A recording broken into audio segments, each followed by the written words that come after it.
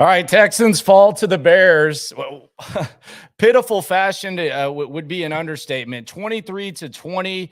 The moral of this one is real simple. There were two suspect second-year quarterbacks that probably shouldn't be trusted. The Texans decided that they were going to trust theirs, and it backfired. Interception in the end zone by Davis Mills, and then the interception on an empty on 3rd and 1. Texans end up losing. Justin Fields, not good. 8 of 17, 106 yards, 2 interceptions. But he makes some plays with his feet. And the Bears end up winning also in large part because they have a backup running back in Herbert that was able to come in and have 20 carries for 157 yards. Let's bring in Cody Stutes. If you're new to the channel, subscribe. There's a comment section. Very much appreciate you subscribing to the YouTube channel. And we'll just jump right into it. Stoots, your biggest takeaways from the pathetic display that we just saw. The Texans find a way to lose a game despite continuing to get breaks. Davis Mills had so many different opportunities to prove that he's a worthwhile quarterback in the National Football League, and all he did was add data points to the fact that he's not a worthwhile quarterback in the National Football League. The Houston Texans are 3-0 if they have better quarterback play, and they didn't really need amazing quarterback play in the first two games. Now, they might have needed a guy to be just a tad bit better today than average, but if they had average QB play in weeks 1 and weeks 2, they'd be 2-0. And if they had a little bit above average quarterback play today, they'd be 3-0. They'd be a 3-0 football team. And this Davis Mills audition, yeah, it's a 17-game audition, but it's 3 straight auditions, and he's burned out faster in these 3 auditions than a waiter in LA right now. You proud of that one? I am. I like that one a lot. Yeah, I don't know about that one. I don't know how many people like that one. That was pretty weak. There's a lot of things that are frustrating in watching this game. And if you have comments, post them. Again, subscribe.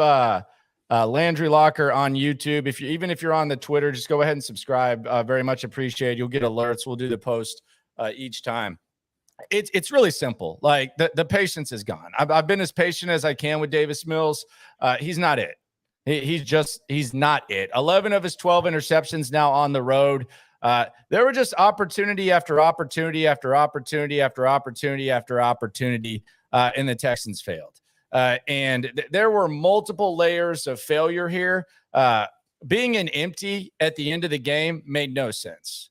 Like that made no sense to be an empty, the intercepted pass. And really that probably should have been the second, interception that Davis Mills had in the fourth quarter when he was throwing on that side of the field. The one that he threw behind to Cooks against the Colts, who, by the way, just beat the Kansas City Chiefs. So the division's looking better as well. He's not it. And Dameon Pierce, I would love to see Dameon Pierce carry the ball 30 times. That would be great. He's not used to this.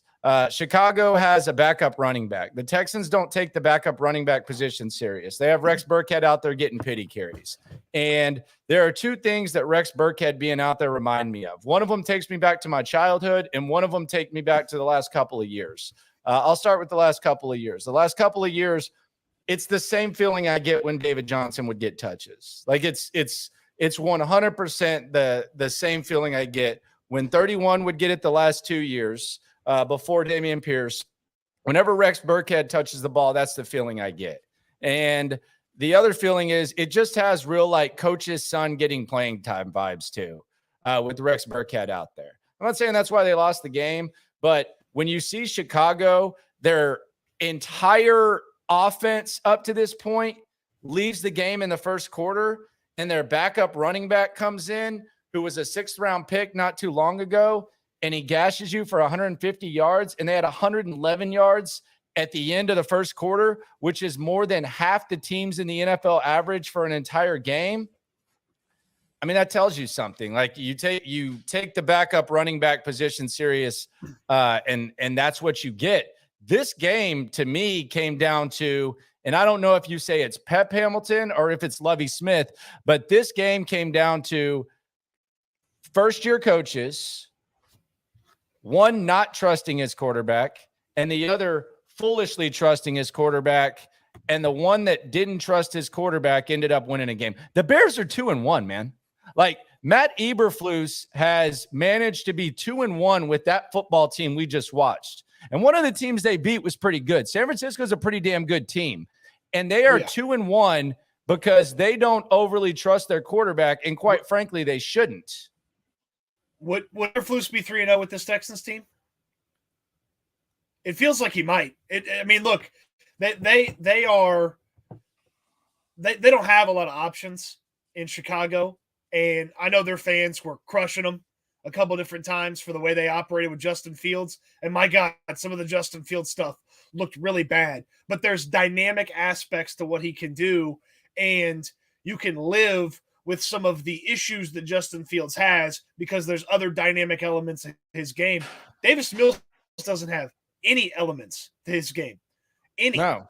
I mean, none. The guy that played those final 5 weeks and was successful for the Texans last year, he's gone. That guy doesn't exist anymore. It's a lot more like the guy that played when he was forced into action because Tyrod Taylor got hurt. It's a lot closer to that guy than it is anything close to what he showcased in those games towards the back end of the year. How much do you look at Pep Hamilton as a problem? Because Pep Hamilton, he's getting a lot of hate. All the people on the messages, again, just subscribe on YouTube. It's been a great start. Keep it going. I want to be able to stream on the phone. I got to get up to 1,000 for that. So I'm not above asking for scripts. I would very much appreciate it. How much do you put on Pep? Because I'm not going to sit here and say that Pep Hamilton is a good play caller, but I don't know. Like, I don't see anything that they should be doing. I don't see like some weapons where they should be feeding.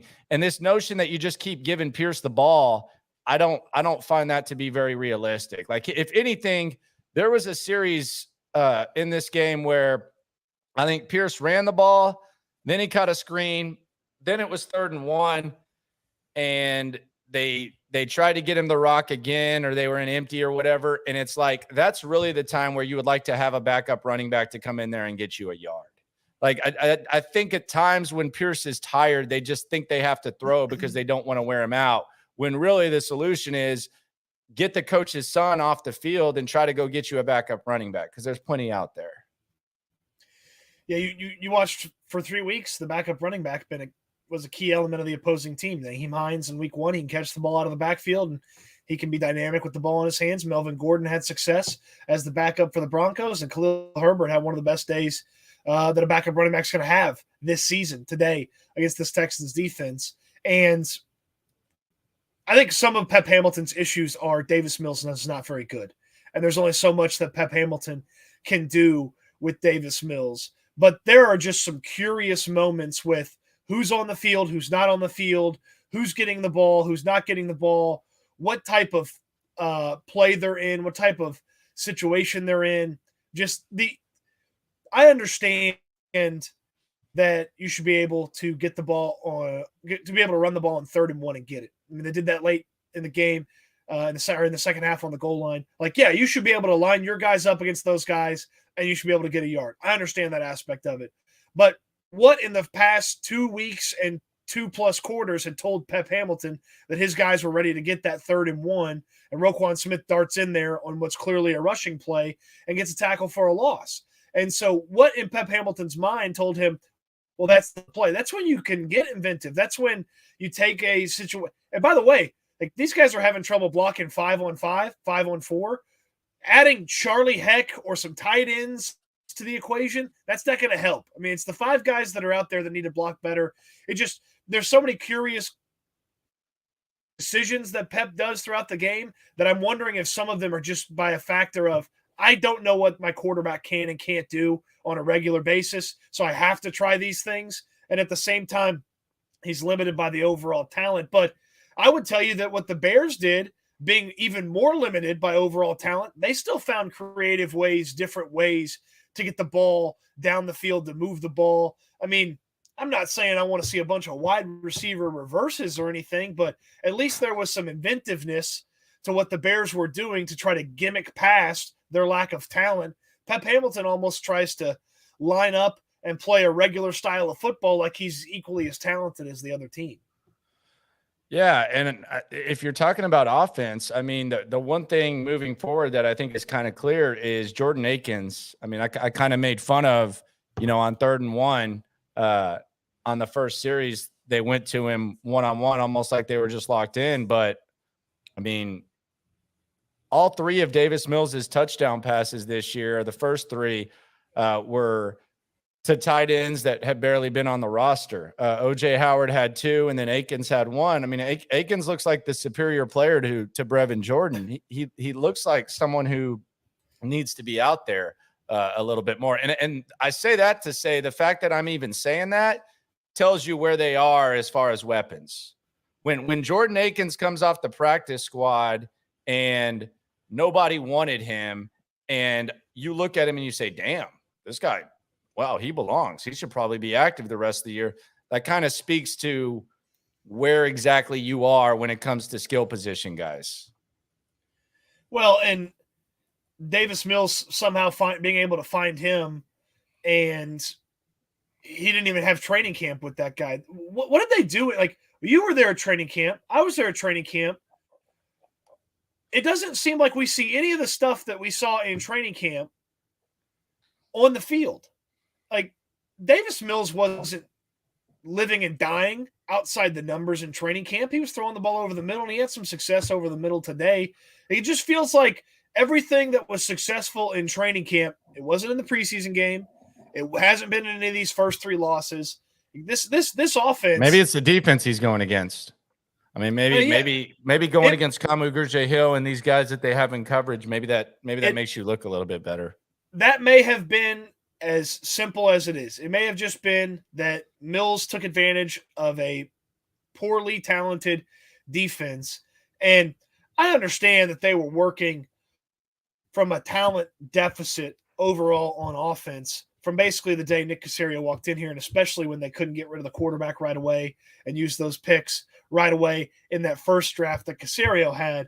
But, I mean, John Mechie was supposed to make that much of a difference? Like, I know they spent a 2nd-round pick on a wide receiver, and he's not available now, but was Mechie going to make that much of a difference? Like, he was going to change what they could do on offense? Like, they didn't see anything else in free agency that would have been worthwhile or useful. And I don't know.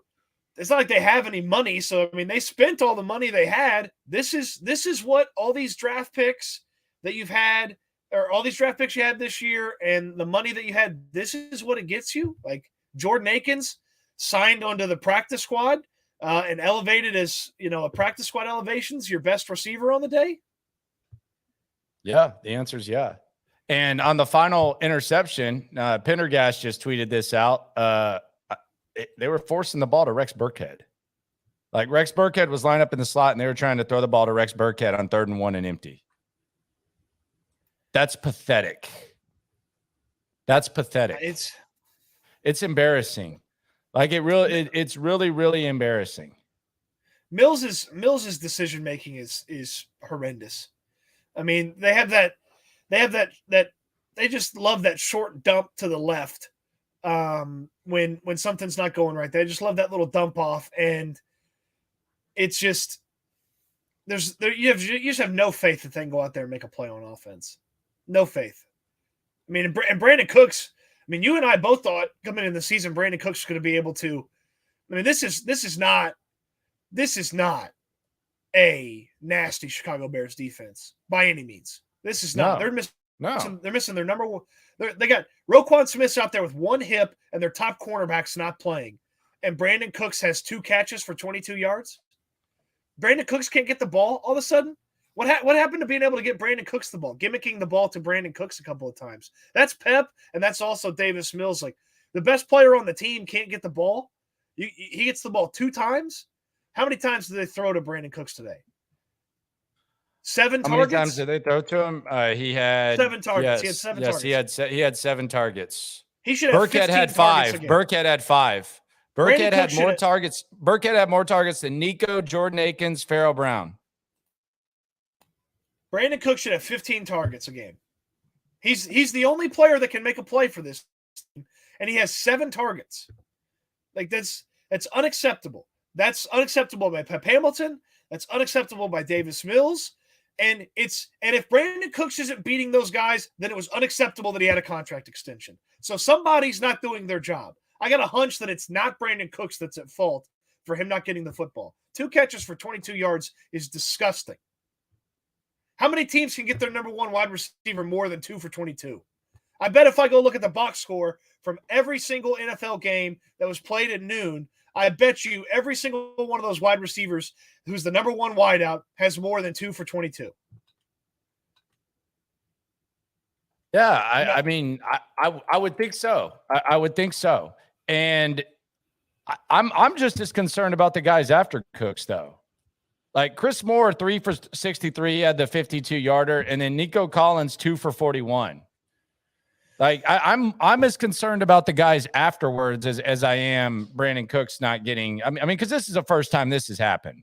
Like we've never complained about Brandon Cooks' target share before. This is a rare thing. This is a new thing. I mean, I'm pretty sure next game he'll probably get 15 targets or something like that. So that doesn't really concern me. I'm concerned about the guys after him. They're not good. They're not very good. And look, I understand. Second-round pick not available for you because of a cancer diagnosis. I get that, but you didn't have to bring back Chris Conley. Well, I mean, he had a torn ACL. Like, it's not like they drafted him to contribute the first 3 weeks anyways. You didn't have to bring back Chris Moore. You brought him back. You didn't have to bring back Chris Conley and have him take training camp snaps. You brought him back. You didn't have to bring back Philip Dorsett. You signed him to an extension before last year's season was even over. And this tells me what you think about Phil Dorsett. He was inactive last week. So, I mean, they didn't do a very good job in changing things up in the wide receiver room behind Brandon Cooks. It's a lightly talented crew, and it remains a lightly talented crew. And it seems like, I mean, there's a handful of guys from that Nico Collins draft class that are contributing right now, and Nico Collins isn't contributing. Well, I mean, the draft class looks bad from year 1 to year 2. I mean, we've praised the draft class. The last year's draft class. Mills looks awful. Collins is whatever. Jordan can't stay healthy again, or he can't get on the field. Last year he couldn't get on the field for whatever reason.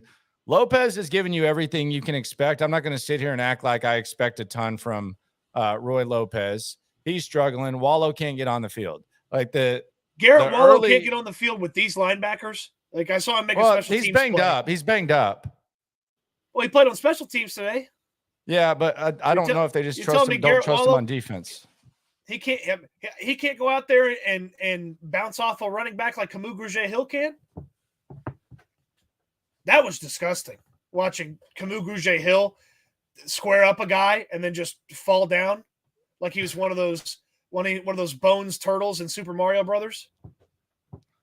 What about Herbert just coming in there and just six round pick? This is why you don't throw away late round picks, because you might have guys like that end up on your roster. Bill O'Brien, I mean, you got to get Marcus Cannon, and you got to get, you got to figure that out. Yeah, this is why you don't throw away late round picks. This is why, and this is why you draft skill position guys with late round picks, and not from small schools that nobody's ever heard of or didn't even know how to football program. Like when you drafted some stinking wide receiver from Rhode Island, Bill O'Brien. You draft guys from places where they played football. That guy had 1,100 yards in college his final season at Virginia Tech for a crappy Virginia Tech school. Okay, for a crappy Virginia Tech football team, the guy had 1,100 yards. He's there in the 6th round. And meanwhile, the Texans were taking wide receivers from Rhode Island who never even played against real competition. Move on from the Bill O'Brien era. There's plenty to bitch about now. Everything, but it's one of those things that is just sort of built up and folded on itself. Just your lack of investment in talent, your lack of ability to find key players. But when was the last time an undrafted free agent, not a fullback, an undrafted free agent actually had some significant playing time for this team? It felt like Rick Smith could find one or two of those guys every single year. Nick Caserio didn't even have any undrafted free agents last year. He had like 3 guys, okay? And then this year, none of them are even close to – except for the fullback. A lot of good that's doing them. So are you out on Mills? Are you officially out on Mills? the hole's too big to dig out of unless he has a backup. He's a backup. No, he's why not. Would you he's want, not. Why would you want that guy as a backup? I'd rather keep taking swings at guys like Kyle Allen and Chase Daniel for the rest of my career. I couldn't put that guy on my roster. At best, he's a backup. He's dug himself such a big hole. He'd have to be miraculous to climb out of it. No, I mean, this isn't. I mean, when it's not like we're asking him to do a lot. You know, like we're asking him just not to lose you games. Like Justin Fields, if you look at the stats and you look at what Justin Fields did, Justin Fields, like if a coach hadn't at least found a way to win games like Eberflus has with Fields, then people are out on Fields. But you've put yourself, like Davis Mills has put himself in a position where he can't even be bad and win like Justin Fields has been able to do. And you can say that's coaching, but it's really just how bad he's been. Like he has been I'm out on Mills. Like I'm okay in saying I'm out on Mills. Like there's no coming out of this. It's just not going to happen. And look, I never was completely in, but I said, let's play it out. Let's figure it out. I can't lie. Like I can't lie to you and say, oh, well, there's plenty of time. There's not. He doesn't have it. He just doesn't have it. And it might be something mental. Like when you tell me that a guy has thrown 11 of his 12 career interceptions on the road, there might just be something mental there. Like there might just that's crazy. I don't know where you ever see splits like that. And it's not like he's going to, like back in the day, Peyton Manning against Bill Belichick, or you see those types of numbers. Like he is awful on the road. He's thrown 11 of his 12 interceptions on the road. I just think I'm out on Davis Mills. He's played in two places that booed the home team in back-to-back weeks. I don't want to hear about hostile environments or having tough times on the road. He's played against Denver and Chicago. They've booed the hometown team in the middle of the game. Well, I mean, look at the breaks. Like, let's just go through the breaks. You had Shaq Leonard out for the Colts. You had Justin Simmons and Patrick Surtain and Jerry Jeudy out for the Broncos. You had David Montgomery leave, and you had Byron Pringle leave today. And you haven't won a football game. And you've been pretty damn healthy. Like, is this the most healthy NFL team you've ever seen 3 weeks in? Yep. Like, I don't know if that's just luck. I don't know. Like, and this might be a long-term thing. Like, if maybe their training staff's the best in NFL history, because they're the luckiest team in NFL history. And that's crazy to be in the situation they are and have this record. But honestly, this is the most healthy I've ever seen an NFL team when it comes to like the top of your roster and the top of your depth chart being healthy. And that's kind of scary given where they're at, but good God, they're healthy. Goodness. That was the scariest part about this game, is if you can't win any of these games, when you've had all these breaks go your way, when you've had this success, when you've had the ball literally bounce your way, if you can't win any of these games, what confidence do you have that you can win any of the games going forward? And it's zero. If you have any confidence that the Houston Texans can win any of the remaining games, then I would happily give you the odds every week, because they should be coming back home with at least one win. They should be going into the second home game of the season with at least one win, and they have zero wins. At least. And the craziest thing is, I don't know what the mood is in Chicago. I don't think they're like overly thrilled, but what they should be saying is, holy crap. Like, we got a coach who's 2-1 with Justin Fields and not a very good defense. And damn, did you see our cap space? We got $106 million or whatever in cap space next year, over $100 million in cap space. And we have our draft picks. I mean, that's what they should be saying. Texans right now, you're hanging your hat on your draft picks, and there's questions about your coaching staff at this point. There's significant questions about your quarterbacks. The young players that we were talking about for a while, they seem to have kind of regressed.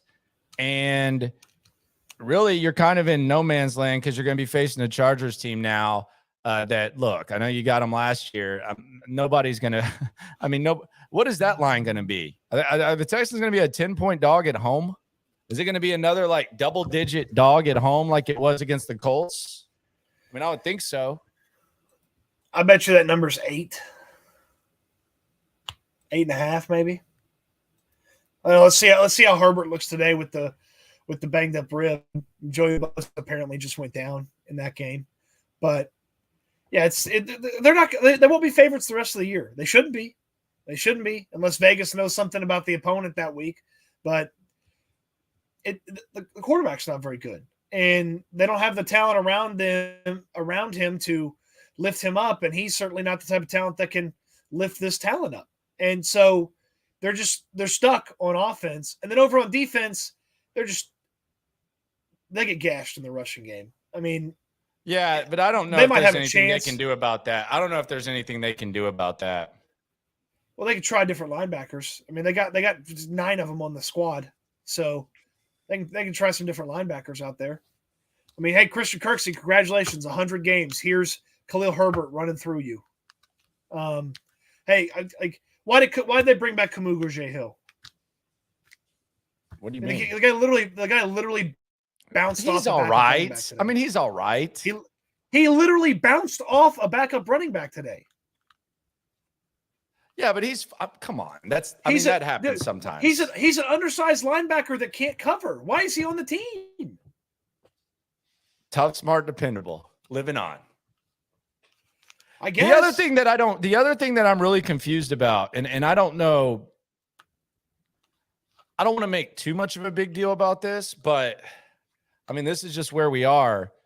So you like this Jeff Driscoll experiment for 2 weeks, and he's active on game day.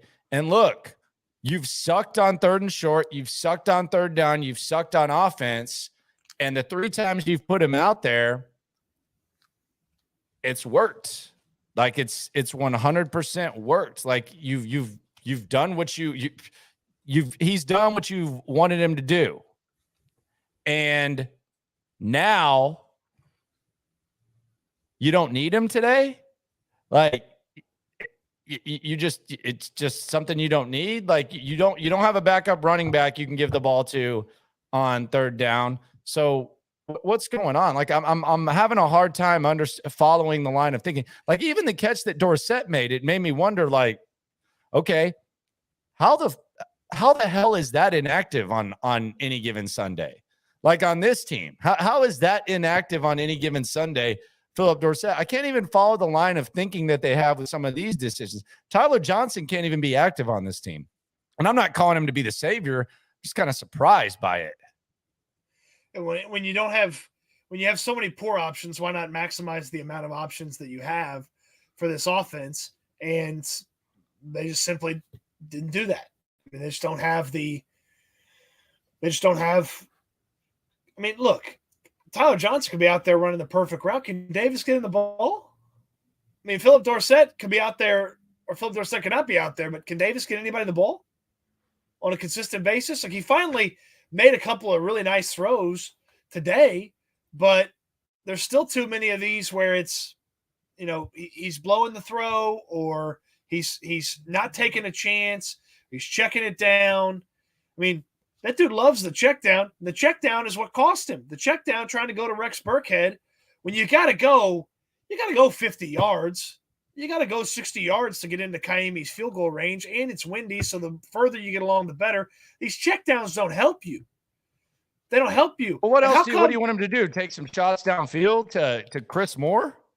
Well, I don't want him checking down to Rex Burkhead when you have to go 50 yards to get in the field goal range. And how come every other team's checkdowns, there's nobody around the guy when you're checking it down? And with the Texans, you got guys swarming the checkdowns immediately as soon as they catch the ball. Probably because they know the quarterback's going to throw it. Probably because they know the quarterback's going to throw the check down. And so they got Roquan Smith waiting there. I mean, Roquan Smith, this might have been the easiest week of film he's ever. Who cares if he practiced? He was ready. He was ready. That guy could have taken the week off.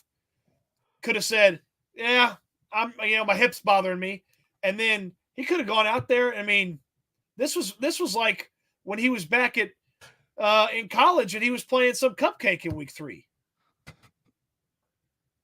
mean, he didn't need to study for this week. Well, they're clearly running here. Let me dart past the offensive line. Whoop! Here, they got to go 50 yards. There goes Rex Burkhead. Let me just scoop in front of him for an interception. I'll show that one to my agent. Give me a couple extra bucks. Easiest week of Roquan Smith's life. Cap says that Kamu is awful. We'll keep the comments coming. Be sure to subscribe too. We're rolling pretty deep. Lamo Man 44, Jags better than this sorry ass team, no doubt. I mean, I thought that before I even saw him play. Like, there's no doubt about that. The Jags are definitely better. James Smith, why is it so hard to find a good quarterback? That's been a thing for a long time. It's not like I don't fault them for getting a look at Davis Mills. It's just very apparent 3 weeks in that ain't it at this point. Even in their wildest dreams, they could not have imagined that it would look this bad. No 3 way. weeks in. No way. Like no way. And honestly, like if we would have known what we know now, like they should have had Baker Mayfield thrown into the Deshaun trade, because you would be I mean, you're a 2-win football team with Baker Mayfield right now, maybe 3. Like you might be 3-0 with Baker Mayfield, or Jimmy Garoppolo or something like that. Like knowing that, like it's not like the whole team is just ass and they would suck no matter what with anyone. No, like crazily enough, like whether it's the special teams, whether it's the defense, they would be very much in the mix with the Garoppolo or a Baker Mayfield, which is crazy. Let's get Meltzy in here too. Meltzer, hello. What's up, man? Do you look like a serial killer again? Can you guys hear me? Is my setup finally better decent? Sound. All right. Better sound. Thank God. Okay. You guys are going to call me crazy here. I'm not as down on Davis Mills as people seem to be 3 weeks in. Oh, my God. Was he not the best quarterback on the field today? Was he not? Oh, my That's not gosh. the bar. That's not the bar, Michael. You know that's not the bar. That's not the bar. What's the bar, Cody? What's Average. the bar? And he's well below it. Agreed. He is below average. There's no question. So what are we blaming him for today? I thought he was better than he was last week, which I admit is also a very low bar.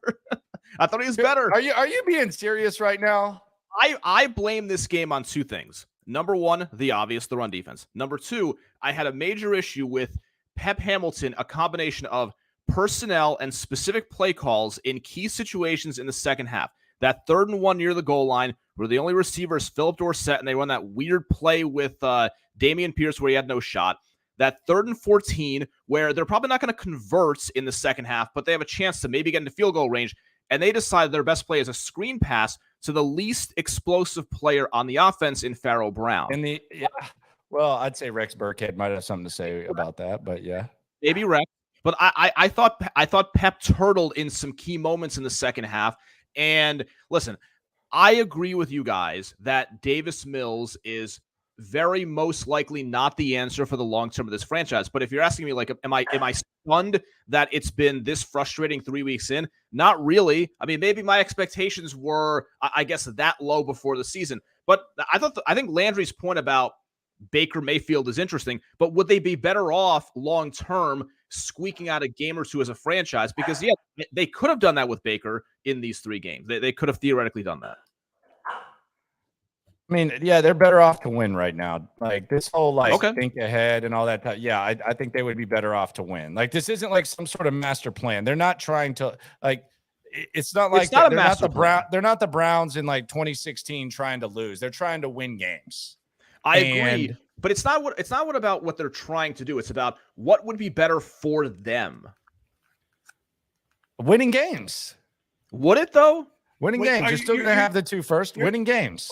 You're telling me that 3-0 wouldn't be better than 0-2-1? If Davis Mills is clearly not the answer, then I would argue that, yes, losing close games is better for the long term of the franchise than winning close games with somebody in Baker Mayfield is not going to be the answer long term. Hold on. You just. But there's no guarantee that the long term answer is next year, though. Of course, there are never any guarantees. You just changed the scenarios, Michael. 3-0 with a different quarterback is way better than what they have right now. I think it depends on how that quarterback would be playing, like who it is, how they'd be playing. But yeah, Well, if you're telling me he wouldn't be playing like this quarterback. What is so like? I'm looking at some of the comments. Some like Miles said I would take Matt Schaub over this trash can. Yeah, Matt Schaub was Matt above Schaub was average. good. Matt Schaub was good. Davis Mills is not anywhere near good. That I agree with. Yes, I agree with that. Michael, there have been probably 6 times this season where a quarterback that is worth starting in the National Football League would have at least got his team close to field goal position. And Davis Mills did not do that. He did not. So what people are we mad at Mike for this? That's for fine. This Davis Mills take. What are people? I'm being dead serious with this. I'm not saying that Davis Mills is the answer. He is not the answer. But what do people specifically blame him in this game for? Is it that receivers are wide open running down the field? And interception in the end. How about an interception in the end zone and an interception at the end of the game to ice the game for the Bears? Okay, so on that play, so that it's not a good play by him, of course, but it's a tip pass. It gets intercepted by Roquan Smith. I did not listen. It's on Davis Mills, yes. I did not like the position that Pep Hamilton put him in. It's 3rd and 1. Why are you going empty in that situation? Like, why are you doing that? You would do that with Deshaun because that's what he loved those kind of situations. Why is that? How is that putting Davis Mills in the best position to win? Like, yeah, it looks dumb and stupid, but the pass, I don't think it's a good formation. I don't think it's their best play call. The pass gets tipped and it gets picked off. He hasn't thrown a pick before today. I'm not trying to troll people. That's because he threw non-competitive footballs for 2 weeks. Roquan's catching that ball no matter what, by the way. It just got easier because somebody tipped it. that might be the case. I'd have to watch look the at it play. Well, you got to get into Rex Burkhead in the slot, by the way. Like lining up Rex Burkhead in the slot and letting him try to cook when you got to move the chains on a potential game-winning drive is just a way to do things too, right? If you're going to go empty, why is Rex Burkhead out there? Like, well, they clearly yanked Pierce after the second fumble. Why do they think Rex Burkhead is like some sort of versatile back that can just play anywhere? He's not explosive. The way he's built like a fire hydrant, but not somebody who's athletic really in any way. Right? Yeah. It's just, I mean, so let me. I'm curious. So Landry mentioned a few minutes ago that if the Texans had any idea it would be this bad, and they should have gone after Baker Mayfield or Jimmy Garoppolo. So if we take that line of thinking and logic, do you think then that Lovie Smith and Nick Caserio are having discussions about putting in Kyle Allen at this point? I mean, if they want to win games, they should be having that discussion at this point. Like, I don't like. I'm not. If they still think that they need to assess Mills and figure something out, then no. But if their main goal is to win football games, and I'm sure that's what they're going to say their main goal is, then yes, they should absolutely be having a discussion about if Kyle Allen would be a better option than Davis Mills. 100%. I just don't understand. And I'm not saying that's like the end all be all, Melts. I'm just saying, like, if that's their goal, then that's a discussion that should be had. I mean, don't you think, like, let's pretend this were Ryan Mallett and Brian Hoyer back in the day. Yep. Like, don't you think there would at least be people saying, man, whichever one performed this way, like, people would be saying, you got to go with the other guy. You got to do something here. Yeah, I think that's fair. Given where those guys were in their careers, yes. I mean, here's the problem, though. They didn't even trust Kyle Allen enough to be the backup quarterback for 2 weeks. So it's not like, I mean, they were content that Jeff Driscoll might enter this game. So, I mean, they made their Davis Mills bed. They got a lie in it. And if the conversation in that building is, well, he needs to watch Kyle Allen play for a couple of weeks to kind of get his mind right, then release him and pick up somebody off the street, because having him on the roster is useless. Like, they made their Davis Mills bed. They got a lie in it. There's no QB change. There's none of that. You got to go out there and you got to assess everybody else with the understanding that the guy playing quarterback is probably not playing quarterback for you next year. I know I can frustrate people with my stubbornness at times. I get that. I'm truly not trying to troll people. I have entered this season with like a very high level of patience for what I'm seeing every single week. I'm being 100% honest with you guys. Not that I would lie, but you get. We know that. So if we're on the verge of benching Davis Mills, we're not on the verge. we're not on the verge. I think they still want to assess things, which is fine. I'm just of the belief that I don't know how much more you can assess. And Cap keeps bringing up like mental. I think he might be mentally done. Well, why? Like, was the pass protection bad today? They allowed 1 sack. Their how many pass times protection was 7th in the league through 2 weeks. I mean, today they gave up a sack and 3 quarterback hits. You can't expect any better than that. Like, and I know I have been super critical of this guy, and people for some reason were super down on him last week because of the penalty. I think Laramie Tunsil has been superb in pass protection 3 weeks in the season. Like the pass protection broke down late in week 1 against Indianapolis. We know that, but otherwise, I think it's been good enough for him to succeed. And especially today, 1 sack, 3 quarterback hits. You are not going to get much better than that in the NFL in 2022. Mike, why can't they get the ball to Brandon Cooks? That's a great question. It's an excellent question. Well, I mean, 7 targets. Yeah, but this is I was talking to Stutes. This was before you got here, Melts. That's not normal. Like, that's not like a trend. Like, this is the first time that you've looked down and said, damn, maybe Brandon Cooks didn't get enough targets. That's not normal. The crazy thing to me is the target share after Cooks. Like, Rex Burkhead had the 2nd most targets after that. Like, he had as many targets as. It's a problem. And I thought it was going to be a problem as soon as you heard Davis Mills. Like today, like earlier this week or last week, I should say, the word that he used the most, or the words that he used the most in his press conference, were check down. And I was like, oh shit.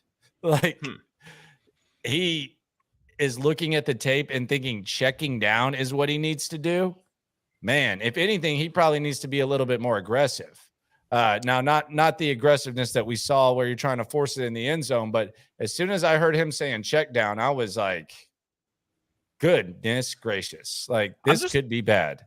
I'm just not sure. Like, I'm still trying to figure out what the philosophy vis-a-vis the personnel is offensively. For instance, I'm fine with them bringing back Jordan Akins and he can make some plays down the field. But the first 3rd down of the game, 2nd possession, 3rd and 4, he's the first read on that 3rd and 4 where he's got single coverage. They weren't going to anyone else. Yeah. I mean, they weren't going anywhere else. There was not another read there. That was Jordan Akins. Now, and that's against Brisker, a good rookie safety for Chicago. Like, I don't even mind Jordan Akins, but I don't view that as some sort of mismatch. The question I have is that something that Pep Hamilton says we got to go to Akins, or does Davis Mills look at that at the line and decide that's who I'm going to? Great question. Because I very seriously doubt that Pep Hamilton, I would hope Pep Hamilton didn't, draw up the play and say, man, all right, we're going to try to get Akins man-to-man there and try to hit him on the slant. I mean, I would hope there was like some other options there. Now, it's just as troubling if Mills goes out there and says, this is who I'm going to. But that was interesting. Although Akins did look good. I will give him that. Like, Akins, he looks like a better player than Brevin Jordan. Looks like someone that needs to be active. That says as much about their roster as it does anything else. But Akins did look good. Well, let's put it this way. What people think Brevin Jordan is and could be is essentially what Jordan Akins has done almost any time he's played, right? Like, he'll have some nice catches down the field, some decent gains. He had a 25-yarder. Even though I like the selection of Brevin Jordan, he just on the field has not been that level of productive. Yeah, he hasn't, and he hasn't been able to be healthy. And yes, I don't know what their method is personnel wise. Like, there's some games where Driscoll's active, and then there's games where Driscoll's not. Philip Dorsett, maybe somewhat. Like, I can't even follow what they're doing personnel wise. The only consistencies are Rex Burkhead's going to get touches, Brandon Cooks more times than not is going to get targets, and that's it. After that, your guess is as good as mine. There's no like consistency with what they're going to do personnel wise. None. And I don't see how Dorsett, like on this team, would not be active every week. It doesn't make a ton of sense to me. I agree. It's also kind of mysterious, like why, Akins versus Farrell Brown versus OJ Howard. That part's not clear to me. And maybe it's simply a playbook issue, but they picked up Tyler Johnson off waivers. And I think given the state of this receiving core, I think he's worth a look. Maybe he just doesn't know the playbook, even though he's been on the team for a couple of weeks. OJ Howard knew it. Yeah, that's also a mystery. Like, I'd like to see Tyler Johnson get some looks starting next week against the Chargers. Well, who cares if he knows the playbook if they're going to call these silly-ass plays in weird spots? A lot of good knowing the playbook. The playbooks throw the ball to Rex Burkhead and throw a screen to Farrell Brown. That's the playbook. What does Pep not believe in Davis Mills? I'm not saying he has to, but he's going empty. He's going empty with him on empty. I mean on third down. Yeah, but it does seem like him. Yeah, but then there are the other third downs where it seems like the play calling is super conservative, not even attempting to attack any part of down the field. It just feels like they're so afraid of him making a mistake down the field that they always want to have something very easy for him to just get the completion and hope that guy makes a play. But unfortunately, those guys are getting the completion 7 yards away from the first down. They're not making the play. It's just, 3rd and 1 went empty. Malone bringing that up. Yeah, they did. Yep. Twice. I mean, 3 times maybe. When I saw that on that key drive, I'm like, what? I get uncomfortable when I see empty because it's uncomfortable. Yeah, I get uncomfortable because I'm like, if one guy breaks through the line, you're basically dead in the water. Well, yeah, because usually when you go empty, and not always, but like a lot of times when you go empty, like there's at least a threat that the running back can make one guy miss and then run 5 yards. Davis Mills is not running anywhere. No, not at all. Man, they got the ball back on their own 25-yard line with damn near 2 minutes and 2 timeouts, and they went nowhere. Mainly because Davis Mills decided to dump the ball to Jordan Akins for 2 yards. When again, all you need to do is get 50 to get into field goal range. He dumps it off to Akins for 2 yards, and that should have worked against them because it burned a bunch of time, like 20 seconds. But instead, because Moore ran out of bounds and the next one was an incomplete, it actually worked for them. They actually burned some time off the clock, but Chicago wasn't going to do anything because they don't trust their guy. So it's like, that's how, even some of these drives ending in field goals, you probably beat the Chicago Bears today. But the other thing is you're playing, it's an interesting situation because why empty didn't make sense there. Like in some situations, I could see you going empty because you have a chance to win and you want to figure it out.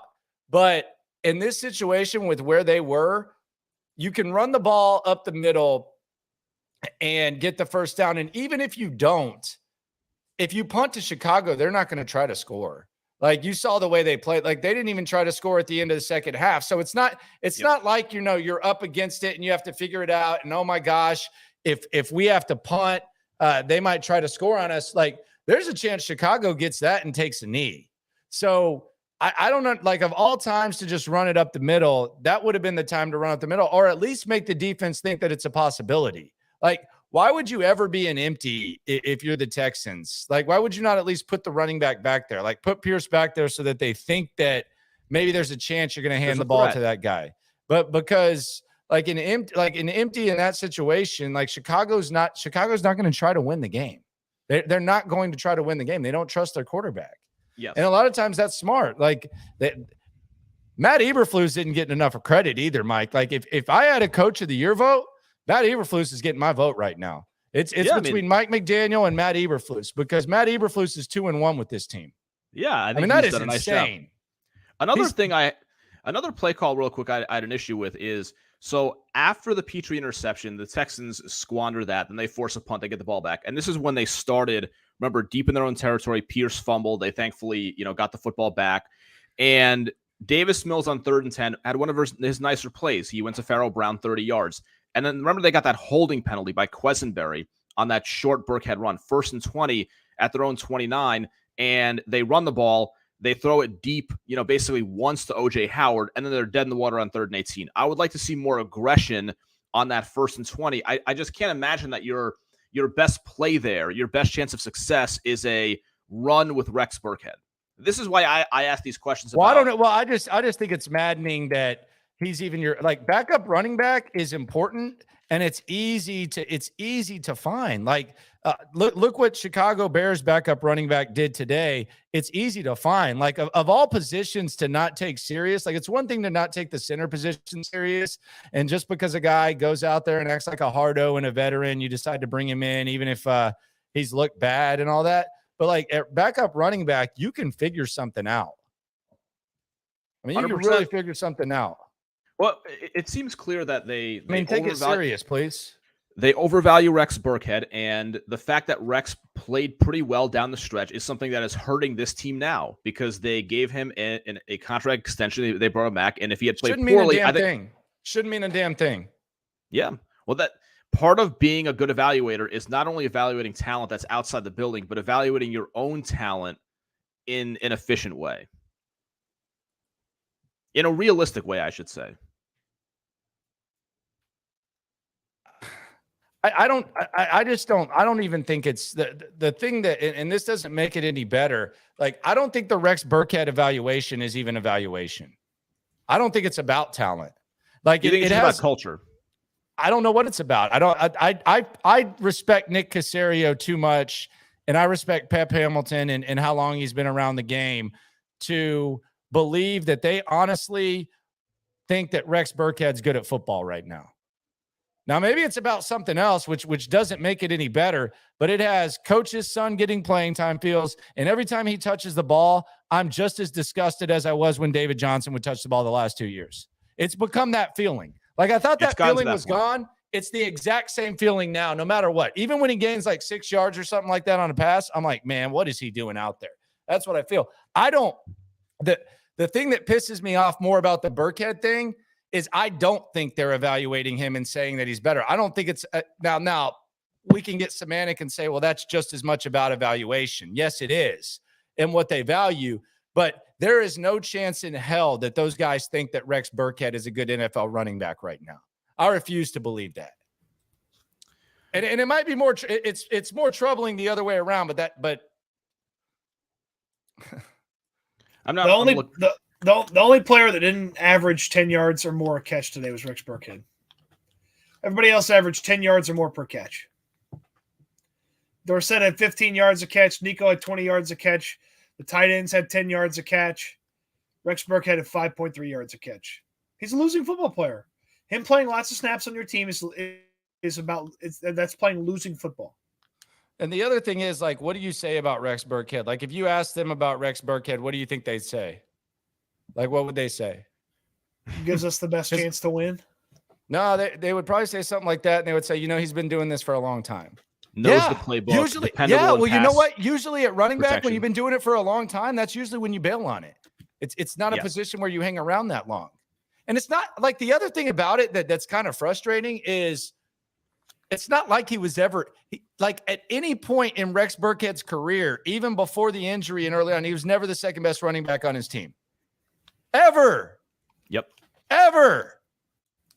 And now post-injury and nearly a decade into this, you're trying to make it like he is? I mean, what is this? What are we doing? Like, I think we have unanimity when it comes to Rex Burkhead. He's a negative for the short term, the long term, the whole thing. Like, and if you're dumping it down to Rex Burkhead, I would rather have a 15-yard incompletion. I would rather you just attempt to throw the ball 15 yards. Like, if that's your security blanket, it's not going anywhere. He's not going to break a tackle. Just go ahead and wing it down the field. I would rather have that than these dump downs to Rex Burkhead. It's ridiculous. It's ridiculous. And you look around the league and it's like, I mean, for instance, and this might be a high comparison, the Bears lost a pretty good running back today in David Montgomery. The guy who is the backup ran for 157 yards and 2 scores. I don't know if you put if I put Rex Burkhead now against a college defense, am I confident that he'd run for a $157 and 2 scores? Not really. And that's Chicago's backup running back. And I realize he's a high-level backup running back, but that gives you an idea of how much talent there is at this position around the NFL. He's a former 6th-round pick too. Yes. There's so many different guys that can do. There's so many different guys that can do what Rex Burkhead does now, and then give you something else. Like Rex Burkhead's giving you everything he's got. He's giving you everything he's got. God bless him. God bless him. And he had a good year last year. And that is just what you've seen from him, and everything that Rex Burkhead can give you. There are backs that can give you everything Rex Burkhead's giving you and so much more, and they're not on this team. And I'll compare it to like something that happened like in my radio career. And I know this might be a weird analogy, but back when I was working at the ESPN affiliate Up 45, it got bought out by the best station in town. And we were in the same building. And it's like they weren't even really the radio station wasn't trying to win. They were just trying to get the baseball rights. And there would be guys from the top station that would get fired, and then all of a sudden they would hire those guys to our station. And it's like, why are you doing this? Like, is this just a favor to someone that's not good enough to be on a winning team, or a team where they actually take the running back position serious and there's actually like some credibility, and you're just trying to like throw him a bone? What are we doing here? Like, why is this guy here? He's terrible. There's a reason you fired him. And now all of a sudden he's working here. That's what it feels like with Rex Burkhead. This almost seems like some sort of like lifetime achievement, like Caserio remembering, this guy out of Nebraska that goes to Cincinnati, and all of a sudden they bring him into the Patriots and he contributes. And now it's almost like they're just throwing the dude a bone for what he did back in the day with New England, when he knows damn well if he were in New England, Rex Burkhead wouldn't be on the roster. He wouldn't be on the roster. And he's lingering around here for now a year plus.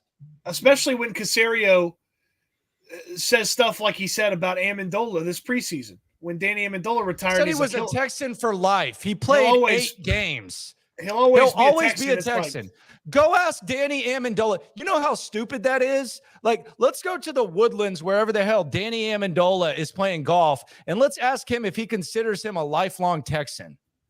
Hey, Danny, do you consider yourself a lifelong Texan? I can promise you he'd say no. One of the weird parts about this is, and you guys tell me if I'm wrong, but if this was last year and David Culley was coaching this team, I feel like it would have taken longer than this year to get like Derek Stingley on the field all game and Jalen Petrie on the field. And the Texans, I do think with some of these younger guys, have been way more assertive than they were in 2021 at getting them on the field quickly. And yet there are some hangers on. Rex being the foremost face of that. Like they immediately like Conley. Training camp begins and it's like, yeah, listen, Derek Stingley, we're going to have this warm-up period, but like he's going to start and be our number one corner. Jalen Petrie is going to start right away. We're not going to do some like weird fake thing where we're like bring them up slowly, bring them in slowly. We're going to bring them in right away. They're going to play a ton of snaps. And yet that mentality is not fully in place across the entire roster, specifically with this one player in Rex Burkhead. And the thing about it is, like, you can do this. Like, you could do this in certain situations. And I've seen examples of this being done where you're going to have these guys that maybe you're loyal to that are going to linger around. But the problem that Caserio has is he's actually put together enough talent to where you could have 3 wins right now. Easily. Like, you could have 3 wins right now if you simply had maybe a quality backup running back not named Rex Burkhead, and you had another option there not named Rex Burkhead.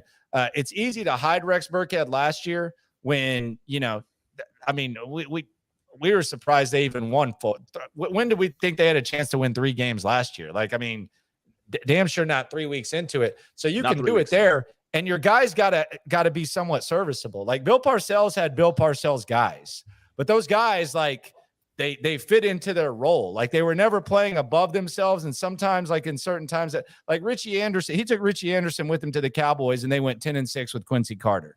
And Richie Anderson was a big part of it. Rex Burkhead ain't as good as Richie Anderson was. Richie has a place in my heart. He had a big role in a Jets like 41-0 blowout win of Peyton Manning in the postseason. But Richie was like a legitimately good receiving back. He was the kind of guy who Rex Burkhead is like built to be, but is certainly not. Because like but I'm just saying you can do that if they can still play. But absolutely. And maybe you can hide. You can hide Rex Burkhead on a crappy team and do this type. But at this point, like, it's time to go. Like, it is time. Yeah. Like, it's time to go. And you're doing this, and it's making you look really weird. Like, the Caserio looks weird.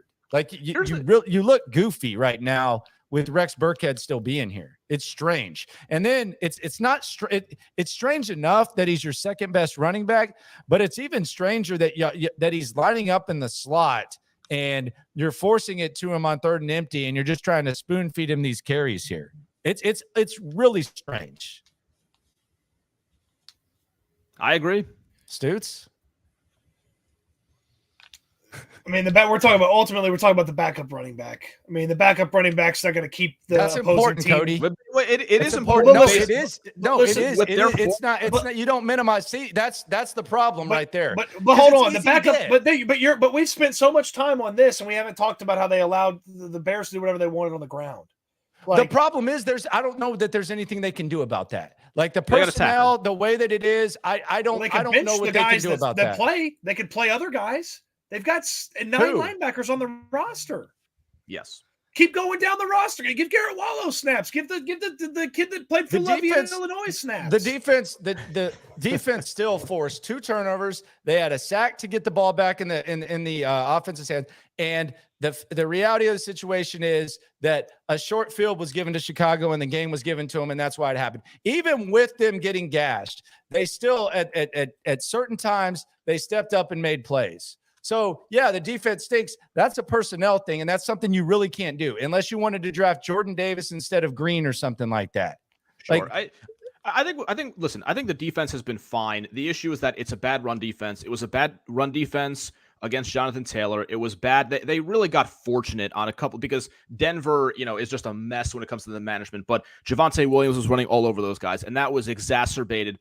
It's frustrating because I agree. They don't have the personnel to have a good run defense. Like you look at the best run defenses in football, Tampa, those kind of teams, their personnel is way better. What is frustrating to me is if you have these like culture plugger kind of guys like Kirksey, like Kamu, Jonathan Owens, then I would like, can I have like a below average run defense? I could live with that and then blame it on the personnel because you don't have enough high end guys. But to have it be like this, when in a game like this, Chicago has zero faith in putting the ball into the air. Can I just have a below average run defense? But that has not been the case. 281 on the ground. That's rough. That's rough. I'm not allowed to talk about the run. I'm not allowed to talk about the run defense. No, you can talk about the run defense. So? I'm just saying, like, what do you want him to do there? Like like the Rex Burkhead thing is like that's just common sense. Like that's been common sense for a long time. You're minimizing the impact of it. I think it's a big thing. You're talking about a guy that ultimately touched the ball or was throwing the ball a total of 8 times. I'm talking about a defense. I'm talking about a defense that allowed 281 yards on the ground, primarily to a backup running back. Like that shouldn't happen. A backup running back. Yeah, to a backup running back. Yeah, but the point is they have a backup running back that can impact the game. If you had a backup running back that could actually run the ball like Pierce, then maybe you'd be able to keep your defense off the field a little bit. That's my point. My point is that the backup running back came in there and ran the ball like that. You keep putting the defense on the field in disadvantageous positions because the offensive coordinator and the quarterback can't get anything done. So we can focus on the backup running back, but it starts with 10, and 10 can't get it done. And Pep Hamilton can't call good plays for him. I'm not saying Rex Burkhead is a good player. He shouldn't be on the team. I understand. What do you want Pep to do? I want him to stop calling plays where Davis Mills can throw the ball to the running back 5 yards in front of the line of scrimmage when they need 15 yards. I have a direct answer to that. What I want Pep Hamilton to do is not go empty on the last third down. I don't want him to call that lousy 3rd and 1 running play on the goal to go in the second half. I want him to have a better first option on a 3rd and 14 in the second half than Pharaoh Brown. I'm not saying that Pep needs. I also don't want them to throw a screen on 3rd and 1 to Brandon Cooks when everybody and their mom knew you were throwing a screen. Yeah, for me with Pep, it's more about. Listen, I'm not a scheme expert, obviously, but I know the talent this team has, and having Rex Burkhead, Pharaoh Brown, Jordan Akins as the number 1 option on some of these plays just doesn't seem like the best allocation of resources. That's what I would like to see out of Pep Hamilton. Change some of that up. All right. Y'all have anything else y'all want to add? We can get out of here if y'all want. I'm actually feeling optimistic. Although, oh my God. All right. I am looking at it. I have a question. When is the next win on the schedule? Because I'm looking at this and like Chargers. 2023? No. Look at this. Chargers, Jags, who look a lot better. Remember when Raiders, Eagles was looked at as like the winnable game? Yeah, that was ill-advised. I would say at the next most winnable game would be maybe at the Jacksonville. Giants. Well, Jacksonville's next week. You said winnable, Stutes. Or, no, 2 weeks. No, 2 weeks. You got Chargers this week. What if Chase Daniel's playing? Does that matter? It makes it more winnable sure. But no, I but think what if Herbert gets nicked up? He's out there right now. What if he gets nicked up? Well, I mean, Austin Eckler's still alive, and so is Joshua Kelly and all those other running backs that they have. They got 4 running backs there. Oh, they got multiple running backs. Okay. You're allowed to do that? You don't have to just like do favors for your old buddies? Well, no. Wow. What a concept. We're not on different sides of the Rex Burkhead argument. You keep making it seem. No, we're not on different sides. I'm just saying it's just amazing. Like it's one thing for someone to say, not you. I'm saying like to say like, oh, we need this, and then you turn on and like 50% of the teams don't have what you want. I watch every single NFL game, and every single not all of them, but every NFL game I watch, I feel like the other teams have at least 4 running backs that I like more than Rex Burkhead. They're going to look really, really, really bad as an organization if Marlon Mack is successful in San Francisco. They're going to look really bad. That's a good point. They're going to look really bad. Because you couldn't have convinced me when they cut Marlon Mack, and I know he was on the practice squad for like 3 days, but you couldn't have convinced me when they cut Marlon Mack that he was a worse running back than Rex Burkhead. You could not have convinced me that. I tweeted it at the moment. But they're going to look really bad if Marlon Mack is good for the 49ers. I put Figgy in the stream. Figgy, how you feel about that loss? Are you out on Mills? Yeah, I'm out, man. He had like 3 weeks to I guess shock the world, I guess. And this dude he's not it, man. I'm not saying bench him, but he ain't it, man. I said if they want to win football games, then benching Davis Mills should at least be discussed. Now, if they want to evaluate Davis Mills still, that's fine. But if they realize right now that they're going to be in the market for a quarterback next year, then I think that they should look to bench Davis Mills. I have a question. I don't know if they're there yet. They might still want to see some more. If it's in consideration to bench Davis Mills 3 games into year 2, was it a bad pick? No. 3rd round? No. Okay. Why? What do Cody? you think? No, it wasn't a bad pick. I just wonder, like, maybe this is putting Nick Caserio in too tough of a spot because 3rd round picks work out like probably a third of the time. But like between Mills, Nico Collins, like, listen, I think he's hit on Petrie. I think Stingley would be good. But like with the roster he took over a year. You hated the Nico Collins, by the way. No, I didn't hate the pick. I hated how much they had to give up to draft Nico Collins. Like, although Stutes brought up someone who went after him, and it's pretty depressing when you look at it. The sun god, Amon-Ra St. Brown. Listen, and he's having success with the Lions. The Lions. What would St. Brown's dad say about Rex Burkhead? He'd tell him to hit the fucking weight room. I think that's a good one. Like Nick Caserio makes those trades because their draft board is shorter than other teams. They feel like there are only a certain amount of draftable players in every draft, which is why they don't care as much about giving up that value. Well, what was their evaluation of Nico versus Amon-Ra St. Brown? That's a fair critique, I think. I think that's a fair critique. It's fair. I mean, especially right now, Mike. Jared Goff looks like freaking Joe Montana compared to Davis Mills, though. Well, that's one that, like, you look at. I know they lost today, but they still put up some points. You look at what the Lions are doing offensively with a quarterback that nobody really thinks is the answer. Like they run the ball well. They have exciting young talents, and they started this rebuild at about the same time as Houston did, and they are certainly advanced past Houston offensively. Landry, I love this. Their backup running back scored 2 touchdowns today. Who? Jamal Williams. Yeah. Backup running backs you can get. I mean, that was a guy that was a free agent. Anybody signed him. Fig, what do you think? And he's by the way, he's a culture guy too. Sorry, I distracted everybody. Yeah, culture guy. Yeah, I honestly, man, I think we should have drafted 2 running backs at this point, man. I just don't What a understand why. concept. Me too. I just don't understand why Rex is getting this much love. This is insane. Like he got to. I think you mentioned it, Landry. I heard you say it or tweet it. It seemed like a coach's kid. Like you just got to put him in the game just to make the dad happy. Yeah, and that's what it seems like. I really don't get it. Like I don't think he shouldn't be on the team at all. But he got to be the third. He got to be the third running back at this point.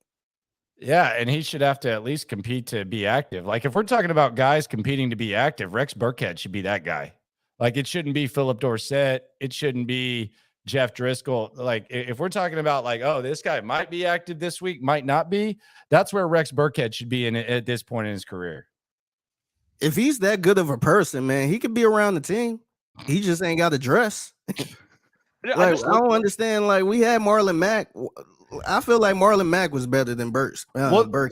Well, the other thing is, like, if they cut Rex Burkhead today, how many teams pick him up? Like, are trying to pick him up?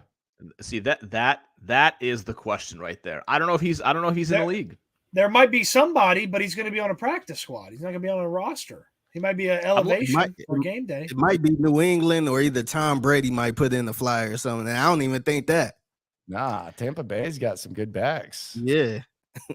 I'm looking at this is heading into week 3. Football Outsiders efficiency stats. Rex Burkhead coming into this afternoon, the 5th least efficient running back in football. The only guys who are worse are Sony Michel, Zach Moss, Tyrion Davis-Price, and then Davis for Baltimore. That's it. He coming in, he was the 5th least efficient running back in football with his carries. Not surprising. I'm actually kind of surprised that he's the 5th worst, to be honest with you. Kat brought up Dare. Dare can't be worse than Burkhead. He didn't look worse in the preseason. Agreed.